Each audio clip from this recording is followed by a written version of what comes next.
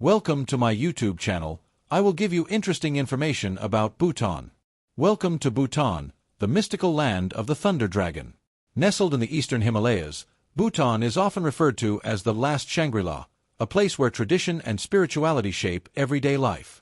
From its stunning landscapes to its unique culture, Bhutan is like nowhere else on earth. Join us on a journey through this magical kingdom, where happiness and harmony come first. Bhutan is a landlocked country, bordered by India to the south and China to the north, with the towering Himalayas acting as its natural fortress. It's one of the world's most exclusive travel destinations, limiting the number of tourists to protect its pristine environment and rich cultural heritage. Your adventure begins at Paro International Airport, one of the world's most scenic and challenging airports to fly into. Surrounded by mountains, only a handful of pilots are qualified to navigate the dramatic approach. The moment you step off the plane, you'll feel the fresh mountain air and the calm energy of Bhutan.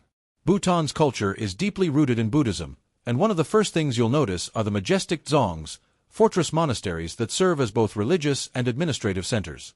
The Rinpung Dzong in Paro is one of the most iconic, with its whitewashed walls, intricately carved woodwork, and colorful prayer flags fluttering in the wind. As you explore the dzongs and monasteries, you'll encounter Bhutan's deeply spiritual way of life. Monks in traditional red robes, prayer wheels spinning in the hands of locals, and the soothing sound of chanting fill the air. Bhutan's unique brand of Buddhism, known as Vajrayana, emphasizes compassion and mindfulness, principles that guide both daily life and government policy. No trip to Bhutan is complete without a pilgrimage to the Tiger's Nest Monastery, or Paro Taksang. This sacred site clings to a cliff 3,000 feet above the Paro Valley and is one of Bhutan's most revered places of worship. The hike to the monastery is challenging but rewarding, offering breathtaking views of the valley below and the snow-capped mountains in the distance. Legend has it that Guru Rinpoche, who brought Buddhism to Bhutan, flew to this very spot on the back of a tigress in the 8th century. Today, the tiger's nest remains a symbol of Bhutan's deep spiritual roots and the enduring connection between nature and faith. After exploring Paro, head to Thimphu, Bhutan's capital and largest city. Unlike other capitals around the world, Thimphu has no traffic lights, just a few traffic policemen in white gloves who direct the calm flow of cars. It's a city that blends tradition with modernity, where ancient monasteries stand alongside government buildings, and locals in traditional gos and kiras walk beside young professionals. One of the most striking landmarks in Thimphu is the Buddha Dordenma, a 169-foot tall statue of Buddha that sits atop a hill overlooking the city. This colossal statue symbolizes peace and prosperity, and the views from here are simply breathtaking. As you travel through Bhutan, you'll see prayer flags everywhere, strung across mountain passes, fluttering over rivers, and draped around sacred sites.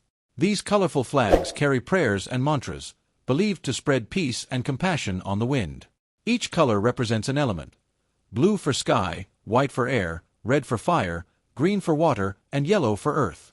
In Thimphu, you'll also find the Tashicho Dzong, an impressive fortress that houses both the Bhutanese government and the monastic body.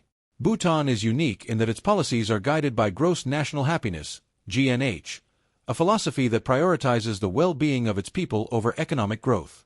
This holistic approach ensures that development is sustainable, culturally appropriate, and environmentally conscious. Next, we head to Punakha, the former capital of Bhutan and home to the Punakha Dzong, often considered the most beautiful dzong in the country.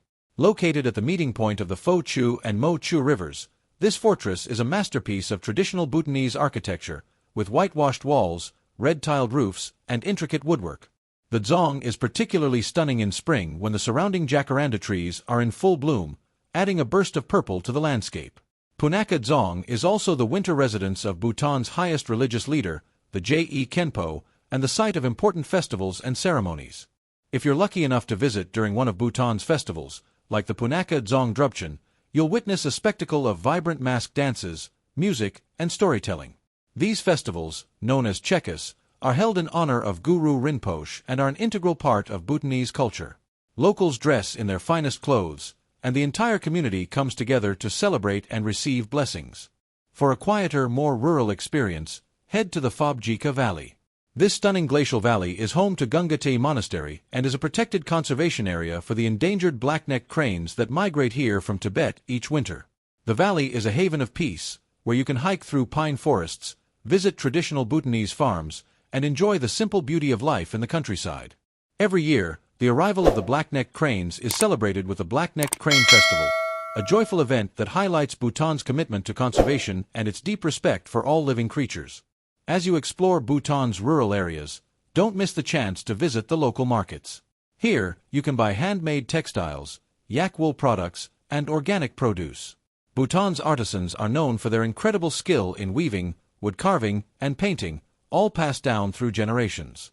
The bright patterns and intricate designs of Bhutanese textiles make for beautiful, authentic souvenirs.